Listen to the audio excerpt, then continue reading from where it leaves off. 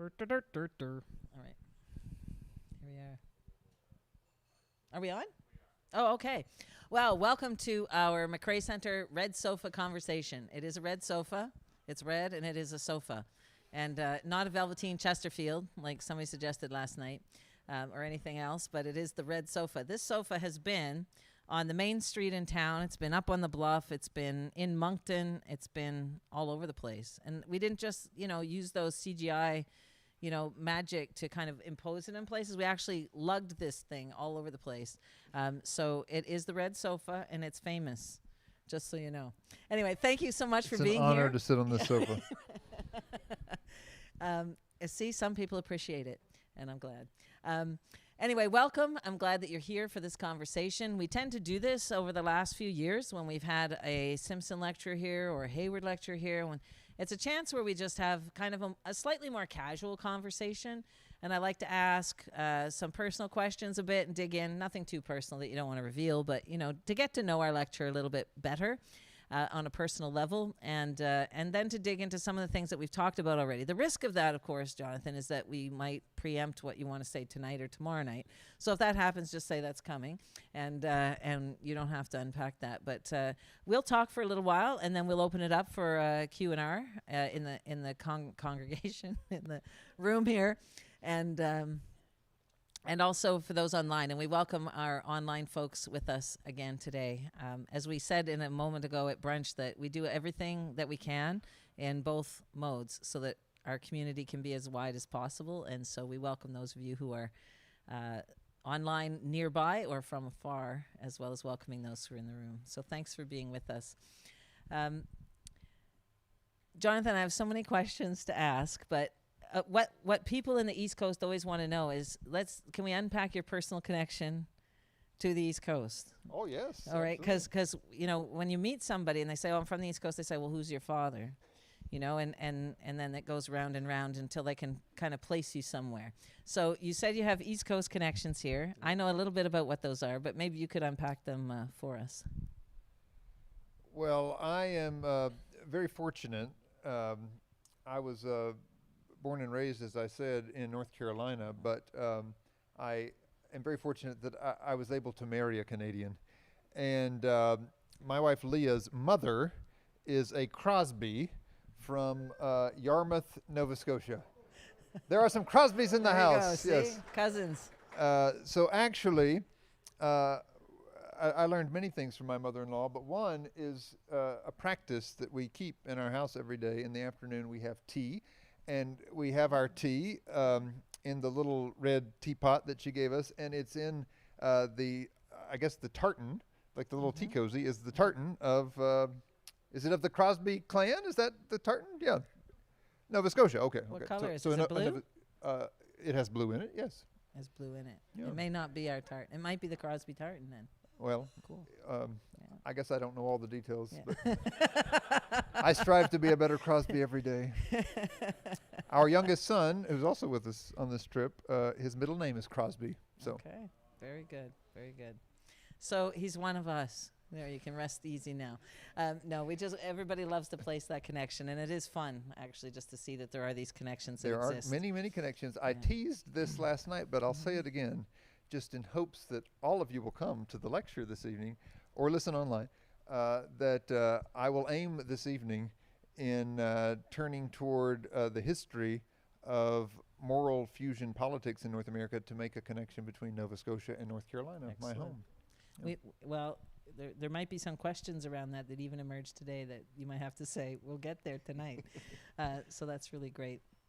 When you were you talked a lot about your background last night, and that's really helpful. So it kind of anchors you or gives us a setting, a context for your life and your thought and what's grabbed your thought and so on. And I found myself wondering when I was thinking about this conversation, what would today you say to 20-year-old you? Mm-hmm. Yeah, well, that's a good question. The me I described last night, who was running around on Capitol Hill thinking that I was on my way to becoming president of the United States, I was 16 at that time. And I think what I would say to my 16-year-old self now is very much what the Holy Spirit found a way to say to me then, which was stop. Don't just do something, stand there. Right. You know,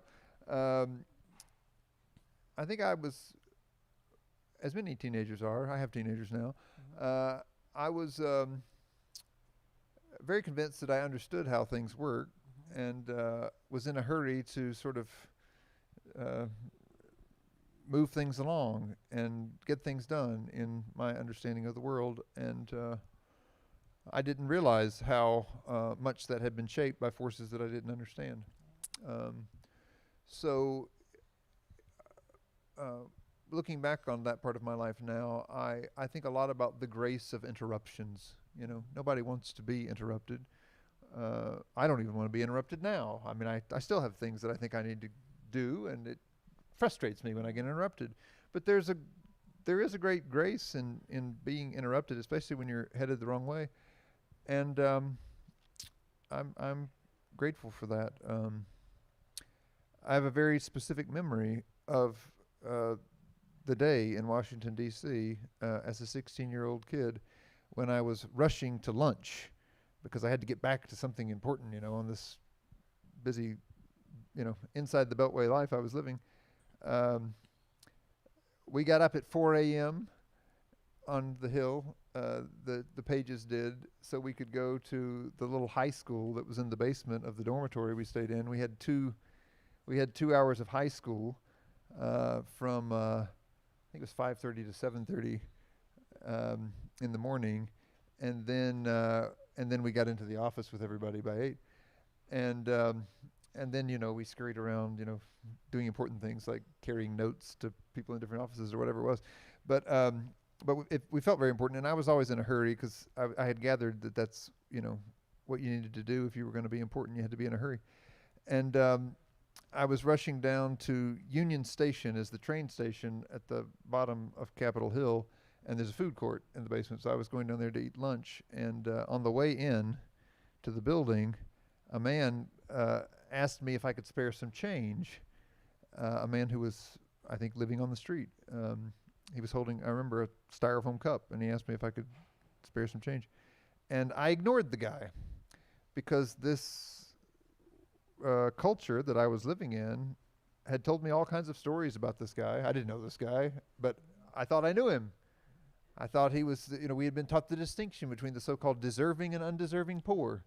And I had been told that, you know, if you help somebody like that, you're just enabling them. Of course, I didn't know anything about him. I didn't know his story, but I've been told all these things, and I just kept going.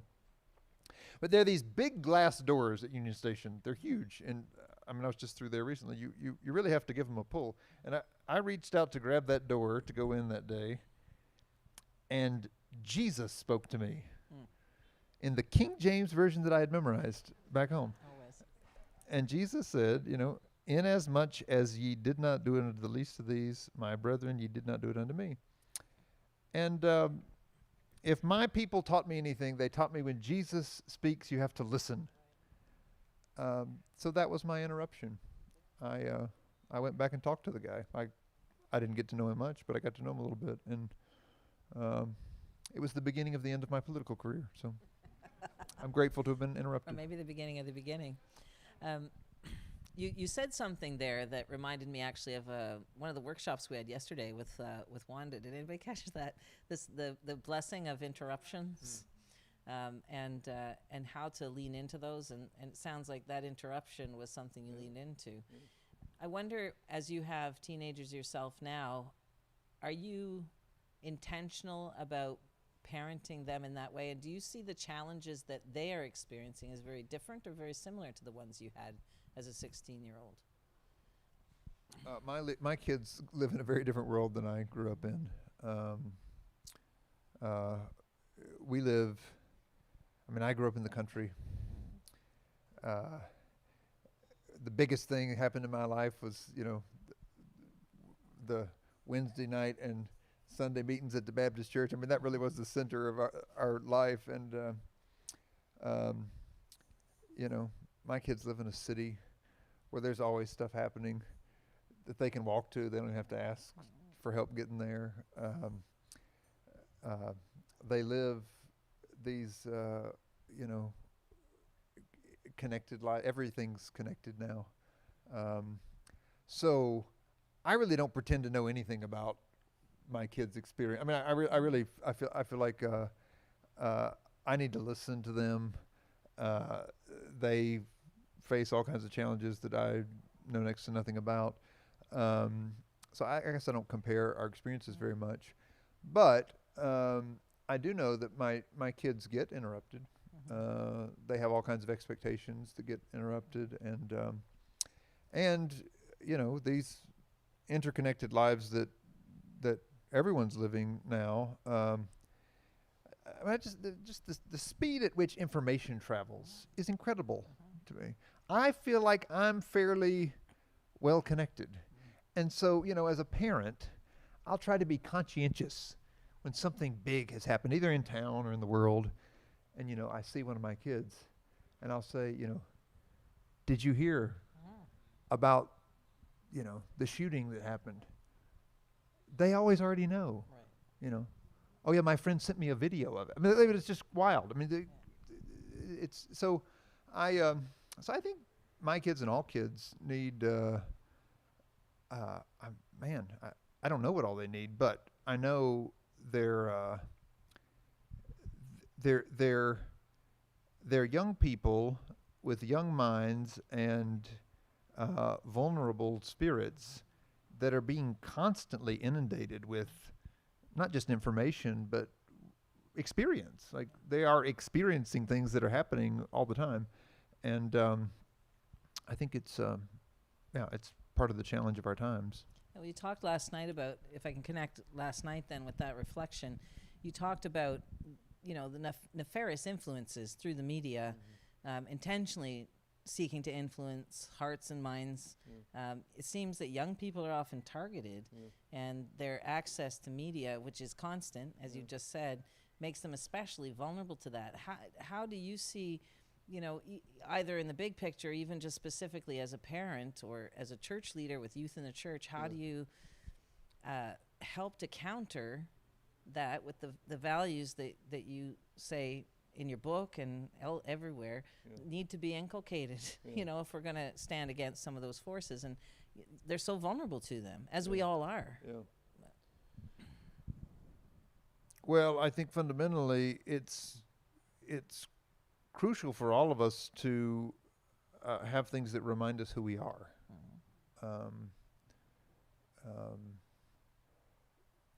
And my own growth in the Christian faith that I was raised in has been a growth in understanding that I'm part of a very long story that has been passed on through communities of people who've experienced a lot of things and have reflected on those experiences and have sort of passed it down in various ways. The stories are very important.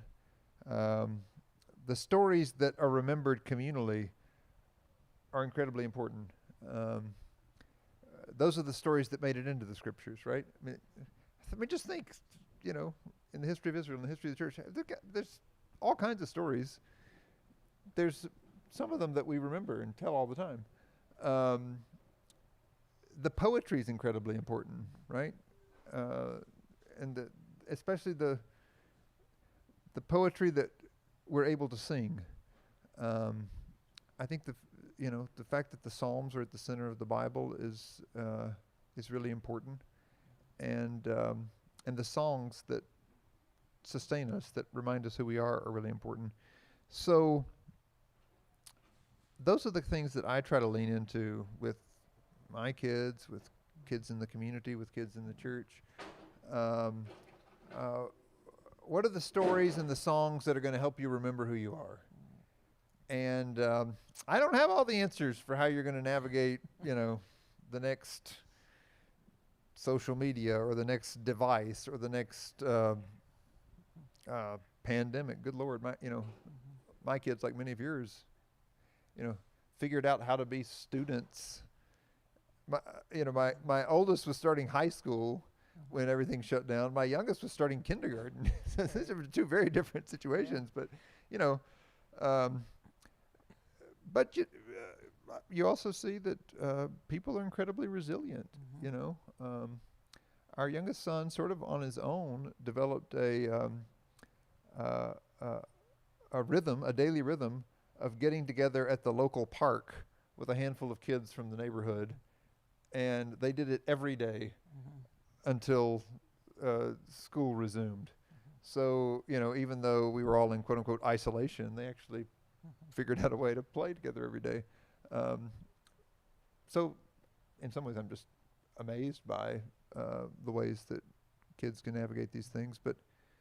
But I think what I've learned from my own experience is that there are challenges that can overwhelm us, and that's what we've been given. What our tradition gives us is stories that tell us who we are, remind us who we are when we can get knocked sideways. Yeah. So you highlighted the idea of the wraparound, which I think a number of us thought, yeah, that's exactly it. These ideas wrap around, but it seems that when the church is in such rapid decline, and not to overemphasize that, because we also see a lot of lights happening here, there, and everywhere too, but in terms of Christendom and the disappearance of that, I think in Canada we're feeling earlier than the States, a rapid drop-off is just in the way that Europe experienced it 10, 15, 20 years ago. This rapid drop-off, and the next generation is very little exposed to the things of faith, let alone having any kind of faith wraparound. Do you know what I mean? And something else fills that void. And I'm just wondering if you have any thoughts on, ways that, I have a concern about the impact of that on the next generation, let alone on the people who are, my age, and you can see the impact of that. But what about these young ones who don't have a counter wraparound culture to kind of counter that demand that's being made of them?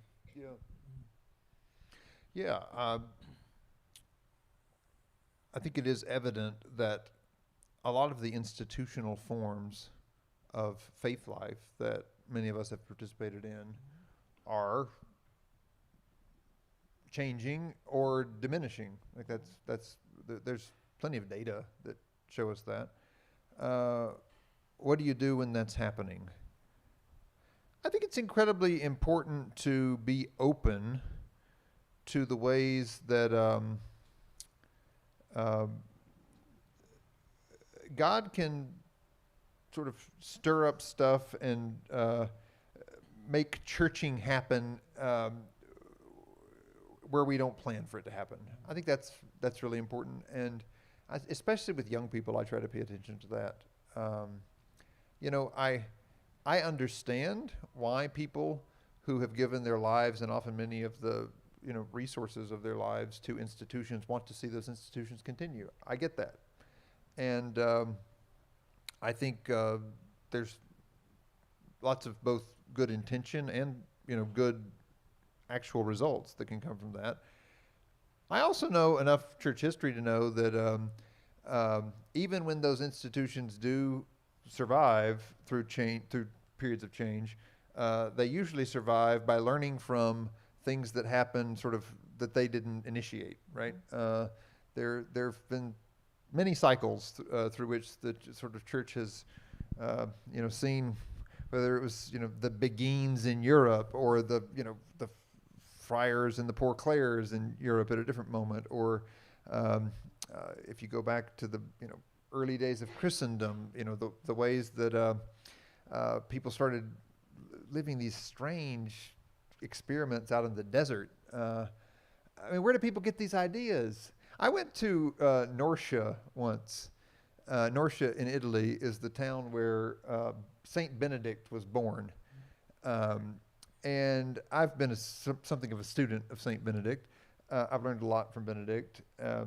And actually got to go to Norcia because I had a chance to. So Benedict started monastic communities outside of Rome at a place called Subiaco, and those monastic communities eventually became known as Benedictine monastic communities, and long after he was dead, that sort of became really influential on Western monasticism. If you've taken Western Civ, you've probably, read the Rule of Benedict, because it not only shaped monasticism, but it ended up shaping like the ideas of democracy and other things in the West.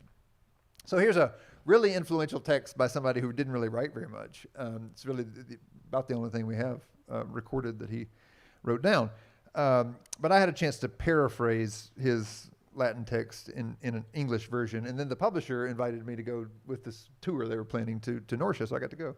So I thought, this is a great opportunity for, kid from the sticks in North Carolina like me, go get to see where all this stuff happened. So I had lots of questions. So one of the questions I had when I went to Norcia were this guy. So this is the guy who started the monastic movement that really, many church historians say brought the church through the Dark Ages. The Benedictine communities were these little points of light in the midst of the Dark Ages, maintained the tradition. I mean, these are the folks who actually wrote down the Bible so that we have it. I mean, they were manuscript copiers, Lots of real practical ways that this sort of sustained Christianity through centuries. And I was really curious how a kid from Norcia had this idea of becoming a hermit in a cave, which is really his story of how his dad is the mayor of Norcia, this little town, and in the Roman Empire, and his dad wants his son to grow up and be probably more successful than him, so he wants him to be like a senator in Rome or something. So he sends him to the university in Rome and wants him to get a good Roman education. And Benedict, does what mom and daddy told him to do for about a year, and then he drops out. And he goes up in the hills. Subiaco's just up in the mountain outside of Rome. It's where Nero had his summer palaces, because it's a little cooler up there. And he goes and he lives in a cave.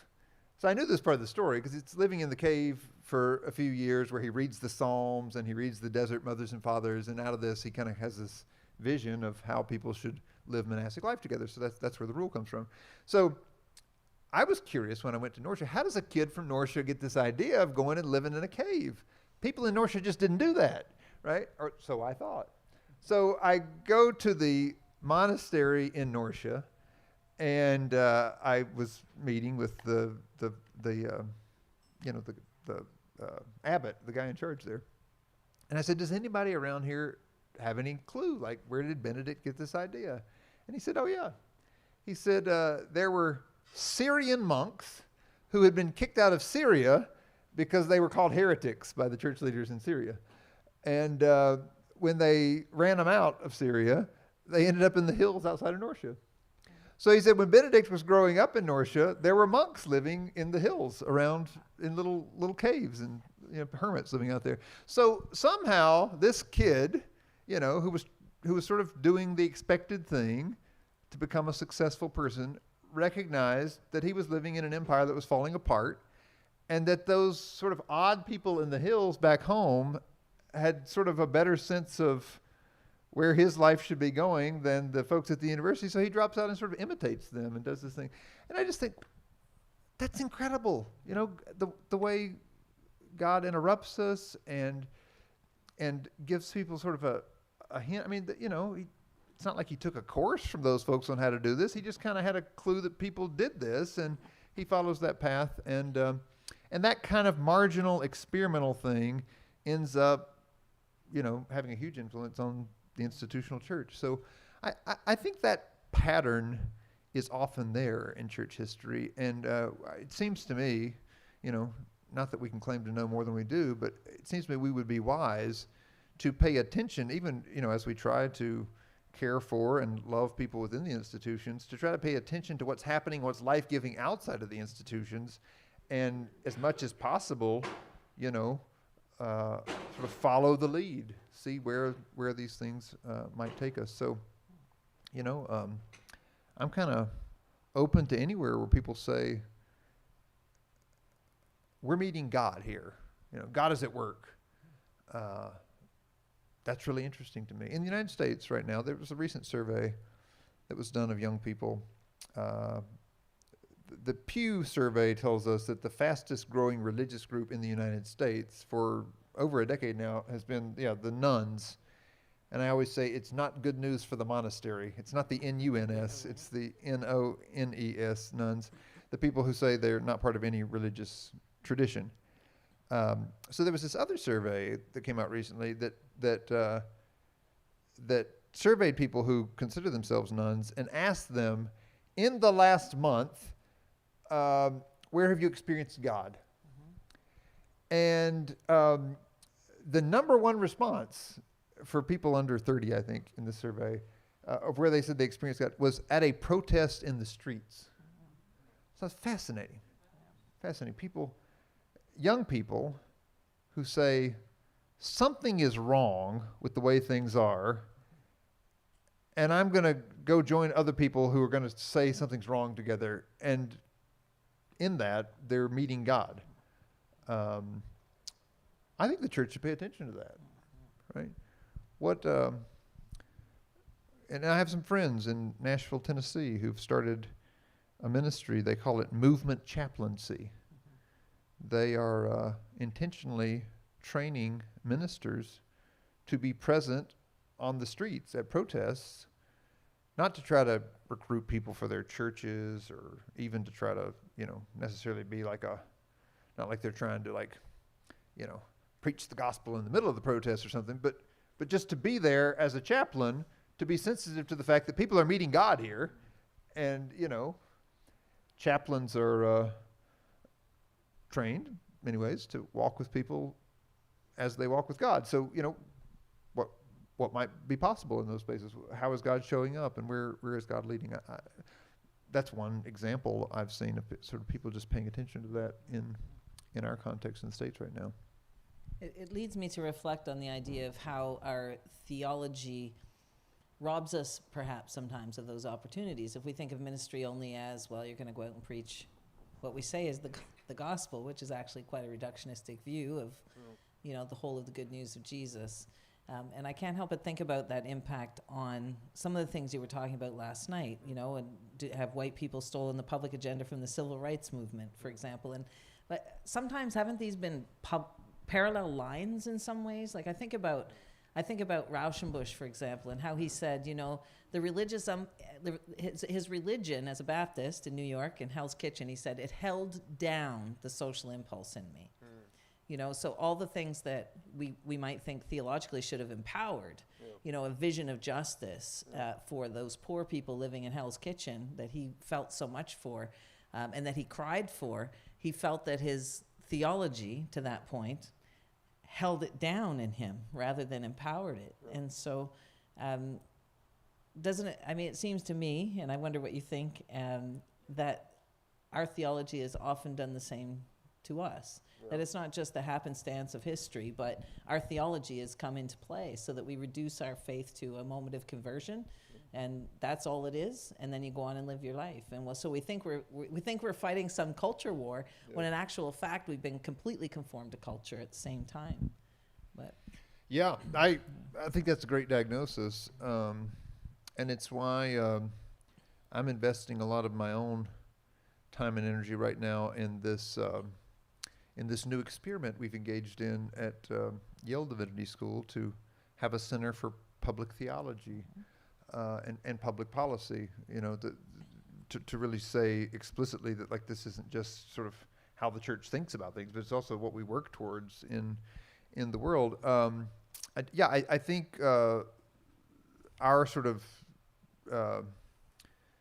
analysis that's led to this is one that says the church, in the ways that we've talked about this, we do have a kind of deficiency in terms of our imagination of what the public potential of our faith is. And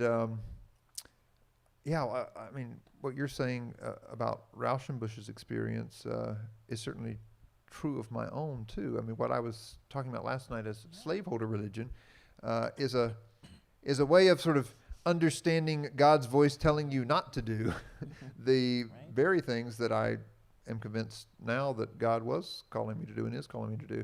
So how can we better root ourselves in the church's stories and the traditions we do have of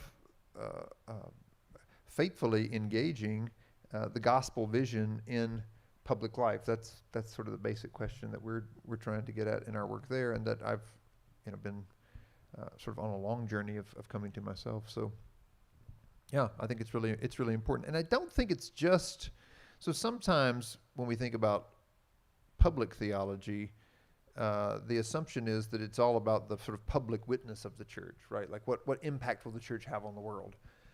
That's a piece of it. I do think the church can have a positive impact, although I don't think our impact is always up to us. Like I think there's just factors beyond our control that are involved with that. The other side of it that I was sort of trying to be confessional about last night, and that I really do think is important, is that how we think about these things, I think, ultimately shapes our discipleship and shapes our own relationship with God, right? And so, so many of the ways that what I've described as slaveholder religion distorted our public theology, it also distorted the way people are able to connect with God. And in particular, within the white Christian traditions that I've been part of, I've had to pastorally learn to diagnose in people a way that has created a kind of internalized judgment and shame that people carry with them, and that is really toxic. I've seen it kill people. What they believe about God kills them, and that's a real anti-gospel. If you've come to believe things about God and about what God thinks about you that doesn't give you life but actually kills you, that's something that's not just about our witness, right? That's really about what's happening to us. And so I think it really matters on that level too. The idea that our faith is about that prayer of conversion, it seems to me has lost probably several generations to the rest of the scripture on the message of discipleship that looks like justice. Yeah. And so I share that experience as well. Personally, that in the church, and even in the beginnings of embarking in the study of theology, it was a pursuit of justice that led me to say, well, doesn't the Bible have something to say about this? And I grew up in a Bible teaching church and knew very little about what God had to teach about justice. Yeah. And it seems to me we've missed something that the world has longed for, and just by emphasizing that conversion, while at the same time thinking we're somehow immune from the conformity to the world that has actually led us to that point. Yeah. I'm also interested in how our exposure to Christians around the world really helps us with that. And I think about that moment in the Lausanne movement when Billy Graham and John Stott argued. Were we going to include more to the gospel than preaching for a conversion? Yeah.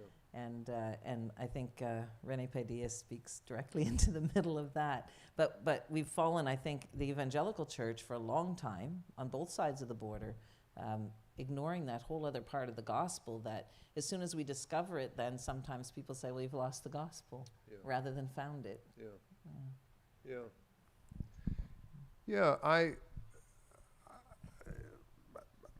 I'll respond to your reflection, which I think is very insightful, just with my own experience, which is that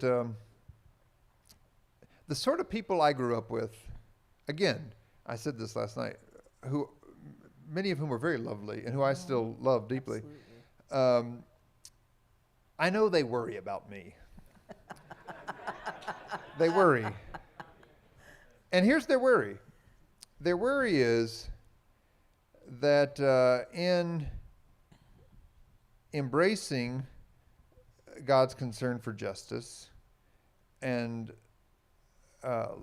really love for all creation, that somehow I would stray from, the gospel, the good news that we have to share with other people. My people really worry that I might not turn out to be evangelical enough, right? If I talk or think too much about justice, this has been their worry, and we've talked about this a lot.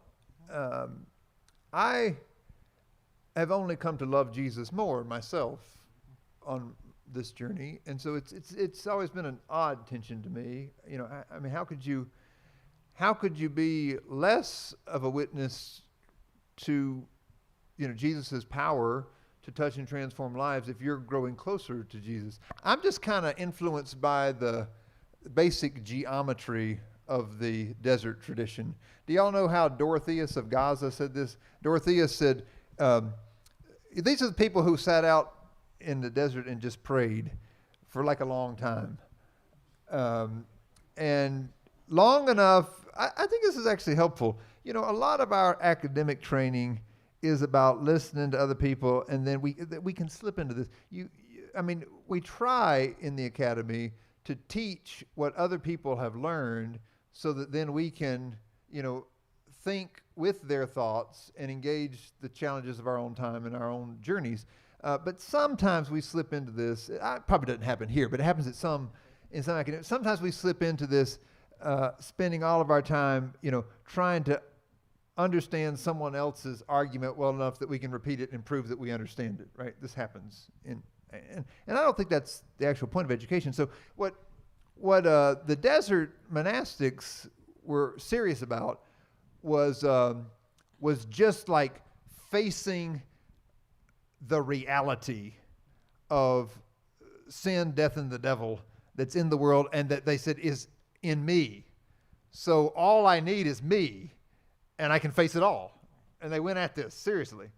I was actually thinking about this morning. We were singing about the power of the name of Jesus. Have you ever read Anthony of the Desert on the power of the name of Jesus? This brother got in a little cell and wrestled with the demons until, by his own account, they were choking the life out of him. Like they had him by the throat on the ground, and he felt like he couldn't get another breath, but he could get one out. And he said all he could do was say the name of Jesus. And when he said Jesus, he heard the devil hit the back wall of the cell. I love that stuff. I mean, that's amazing. Anyway, so anyway, these folks who wrestled in this way, one of them, his name was Dorotheus, and Dorotheus said, I love this, just like geometry of faith. Dorotheus said, it's as if the whole world were a circle. You get the geometry here? We've got a circle. And each of us, people, you know, created in God's image, are on its circumference. I'm going to have to hold the mic for me, please. Yep. And so if the circle's like this, Dorotheus said, if you are here and I'm here, there's no way either of us can go closer to God without getting closer to one another. This is basic geometry for Dorotheus. This is what he saw after, you know, wrestling with the devil in the cell. So that's kind of my sense of, like, you can't grow closer to Jesus and love Jesus more without inevitably being drawn closer to other people. And I think that's evangelism. Like meeting other people on the way toward God, that's evangelism. So the very anxiety that my people have shared with me, you know, that I might stray from sharing the good news because I care about justice, I've found the opposite to be true.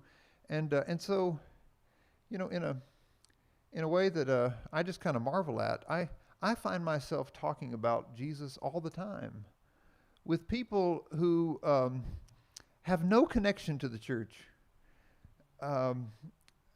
in law schools and management schools, and with people in homelessness camps and protesters on the street. And I don't have, you know, a particular agenda for where I want them to end up, because I don't even know why God is bringing me in touch with them. But, you know, I listen and I share what I've experienced, and I've had some beautiful conversations along the way, and I'm really grateful for the people that I've met. And interestingly, and again, I don't say this as a sort of plan or a sort of strategy for evangelism, but interestingly, I've met a lot of people in those conversations who want to be part of church. Some of them have had a really bad experience with some particular forms of church. So they often want a little direction. They say, I really want to be part of a community of people who care about the stuff I care about and know that God is part of it. But could you please help me find the sort of Christians who don't hate me? You know, I have a lot of those conversations with people, and am happy to direct folks in as best as I can. But anyway, I say all that to say, I think that's evangelism, and I'm glad Stephen Porter's coming to teach evangelism here, because he's thought with me along these lines, has helped me learn some of this. There are missiologists who've thought about things along these lines, and I appreciate that. Yeah. Very much so.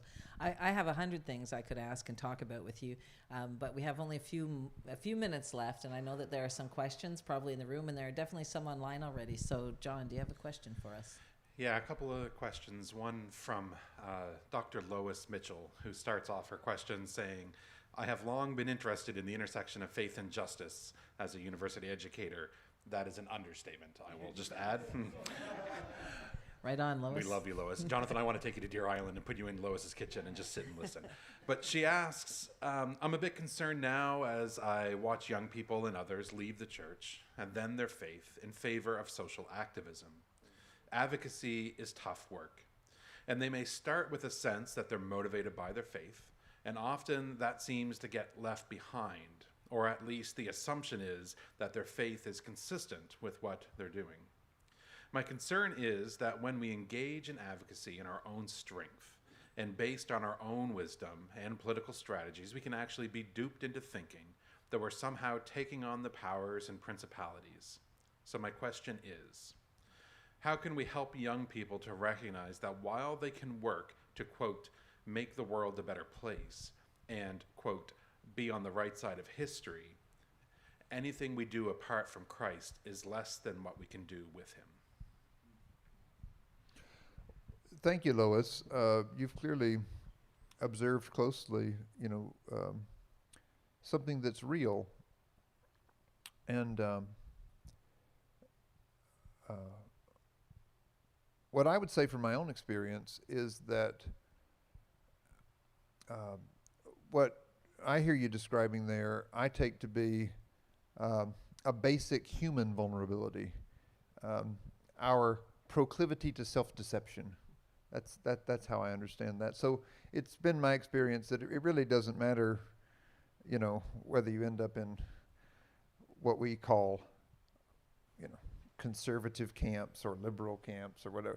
Whatever your sort of ideology or basic framework for the world is, all of us have a capacity to deceive ourselves and to really, imagine that we've got everything sort of in our sights, we understand it, and often I think the human tendency towards self-deception is to believe that that we are capable of doing good on our own. Now, when you put that in the context of this conversation we're having about the way church communities and institutions are changing, I don't claim to know all the answers. I don't think just because someone realizes that they don't fit within the institutional frameworks that they've been, raised in or have been part of, I don't think from my experience walking with people that means that they're leaving the faith.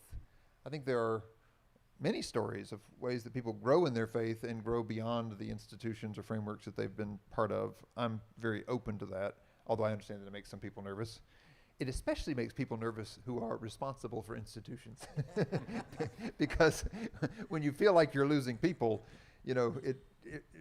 and I'm not just talking about money. I mean, it's also one of the things that I learned from a study that was done of churches during the pandemic is that, at least in the United States, this is a national study that was done in the United States, most churches have essentially rebounded from the pandemic in terms of attendance, if you count the people who show up in person and the people who show up online, because we've clearly gone through a transition now. The sort of hybridity that y'all are used to here, churches have gotten used to it in the last few years.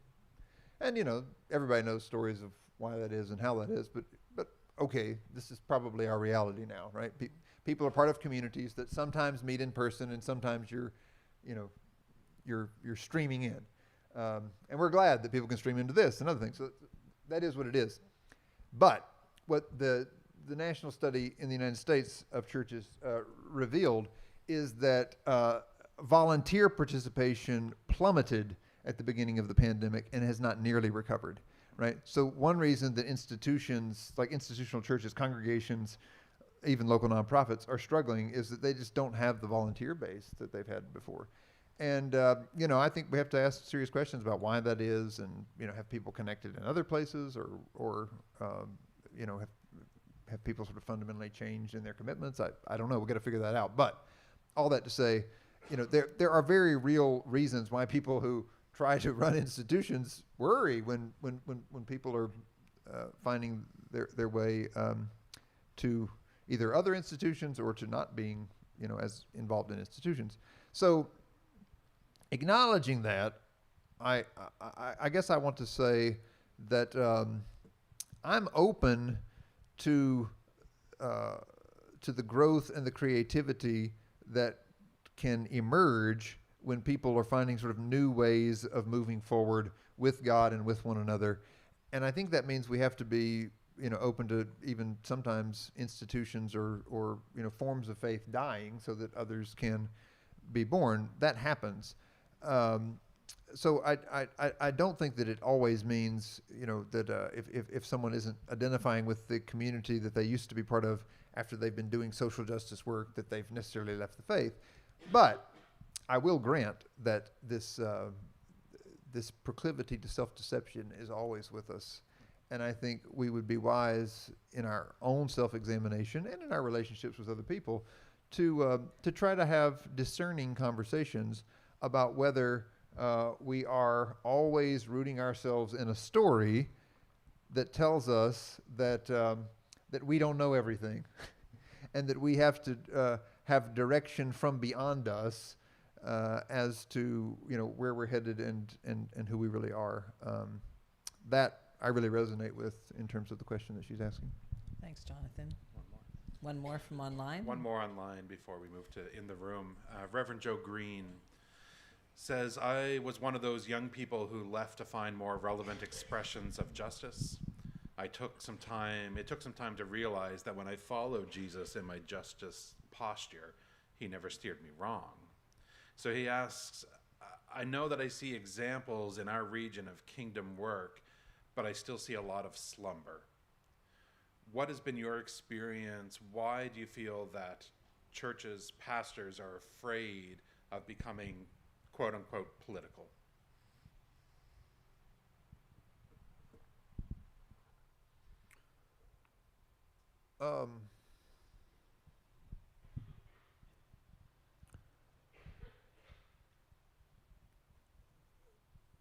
Well, the danger in being political is that it gets specific. And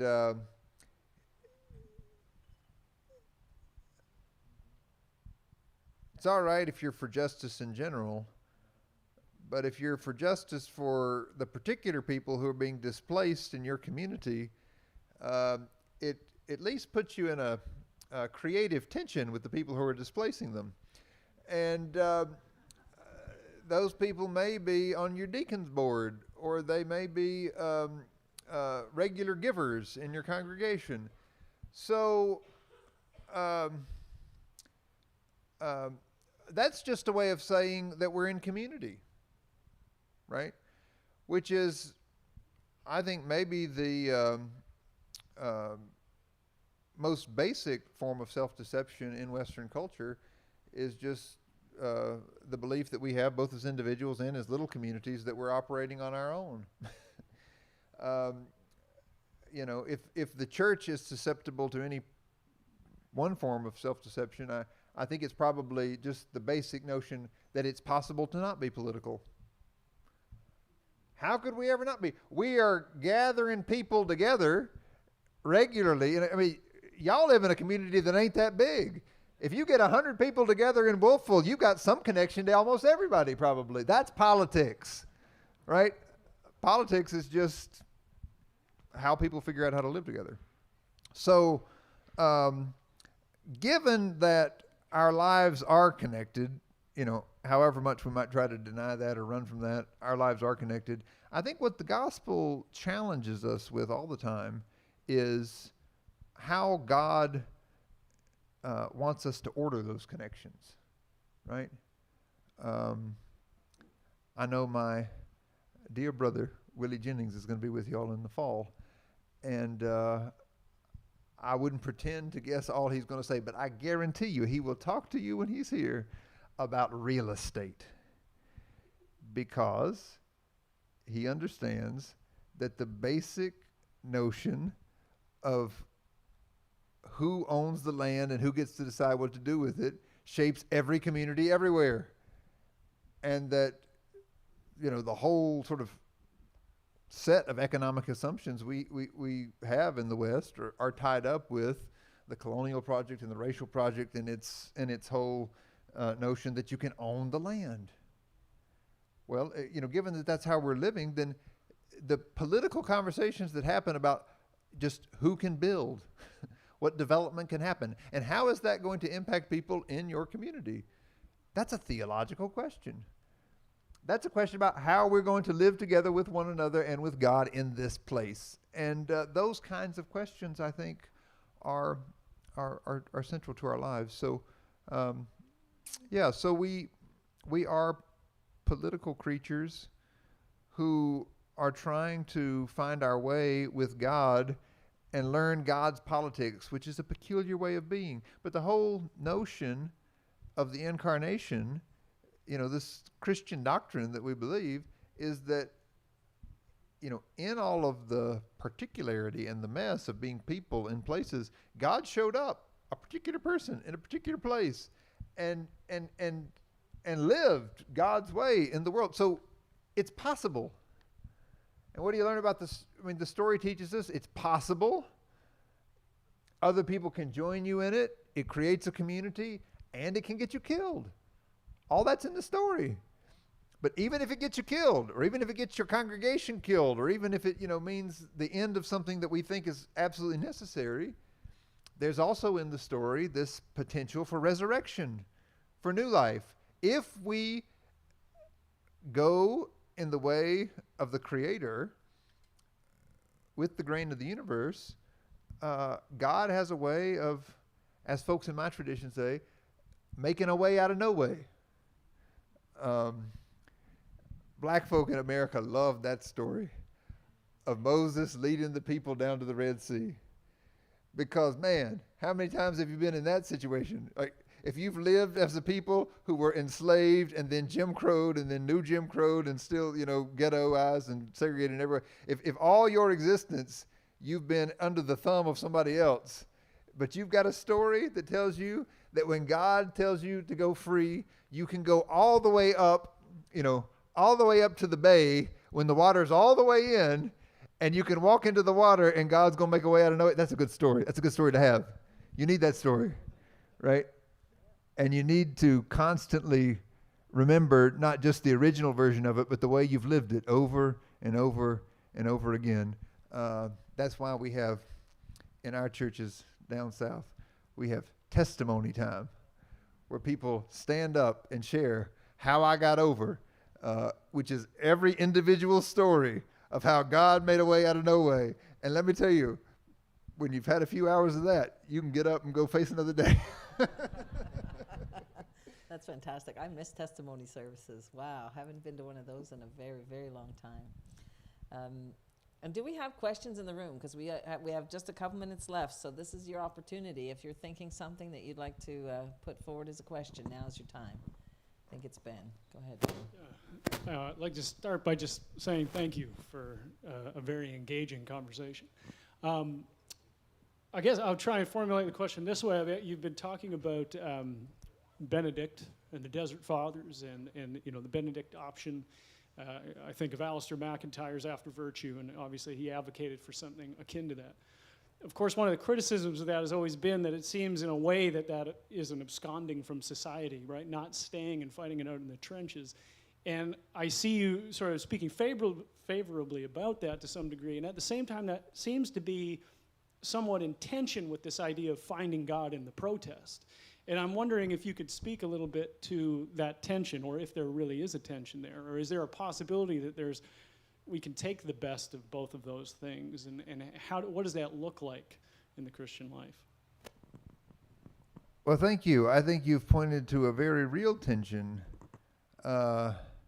I have been deeply influenced, as I've suggested, by Saint Benedict, and I have also lived through the public conversation about this, quote, Benedict option, which I just find terribly misguided, and it looks nothing to me like Benedict.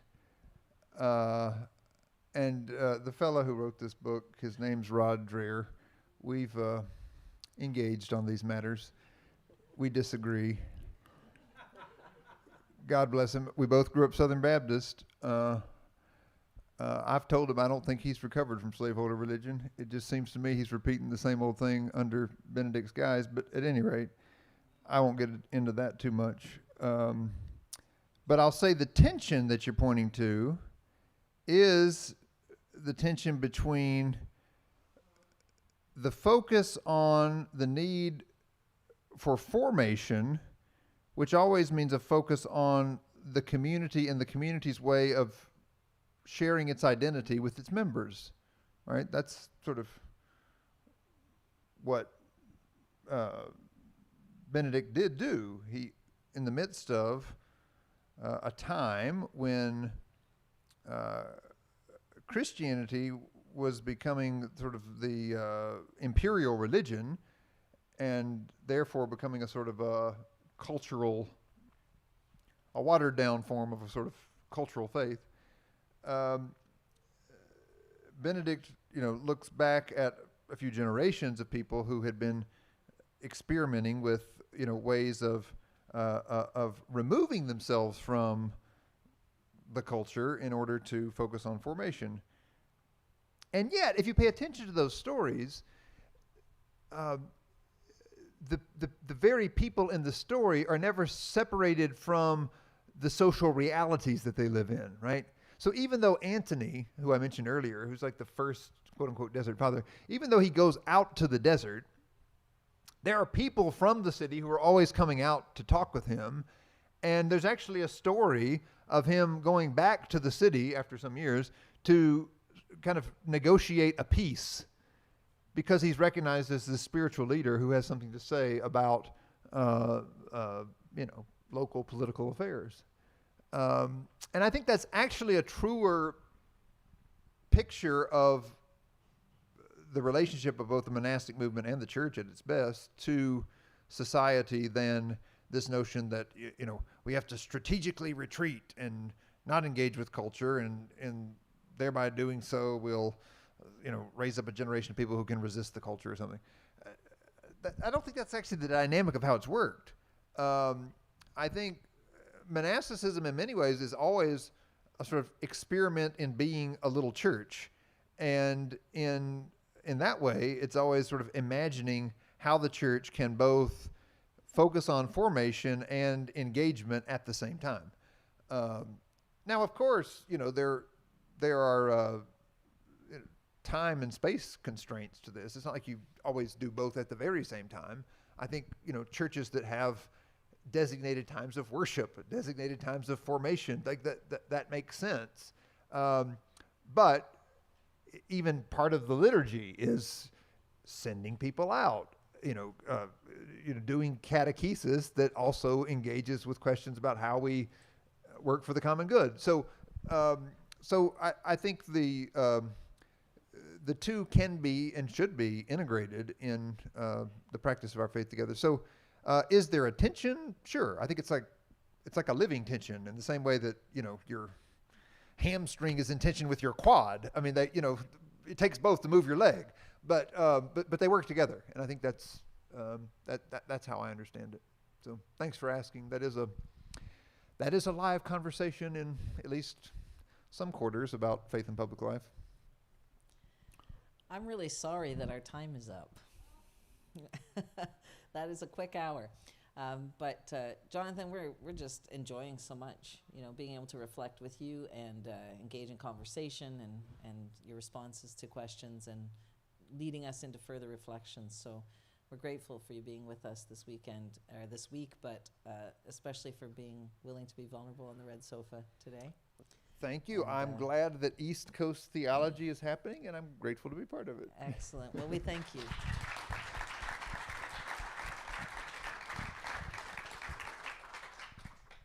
There is a preaching workshop coming up at what time? 2:30? 15 minutes from now. And then please remember the lecture this evening at 7 o'clock. But we really want to highlight the East Coast Theology Kitchen Party that's going to happen after the session tonight. If you're tempted to kind of say, I'm tired after the lecture, it's I've been thinking so hard for so long, I'm just going to go home or go down into the town and have a relaxing time. No, come over. It's just across the road and to the, we can walk together if you don't know where it is, but the K.C. Irving Center inside, we've got lots of different people doing music. People have brought their guitars, and we have a professional band as well. So if you think that the amateurs don't quite have it, then hang around for the band. But we're going to have a really good time together, and we hope that you'll come over and relax and have some fun. And that's immediately after the session tonight. So if you're tempted to go somewhere else or go back and go to bed early or something, this is not the night for that. And we really hope that you'll join us because we're going to have a great time together. Enjoy a few moments of a break and a chit chat, and we'll see you back here in a few moments.